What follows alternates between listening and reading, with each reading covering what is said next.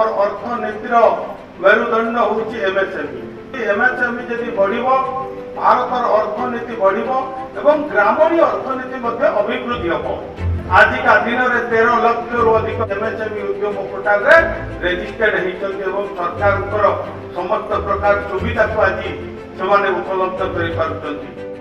महिला मानक आत्मनिर्भर करने दिगरे आज आम सरकार आउ दुई पद आग को वुमेन एंटरप्रेन्योर आज प्लाटफर्म आज नीति आयोग द्वारा आज आरंभ कर आपण मान उद्यम आपण मान प्रतिष्ठा आपण मान सहयोग निश्चित भाव में आमर जो प्रिय मुख्यमंत्री जो विजन रही 2036 निश्चित साकार हम।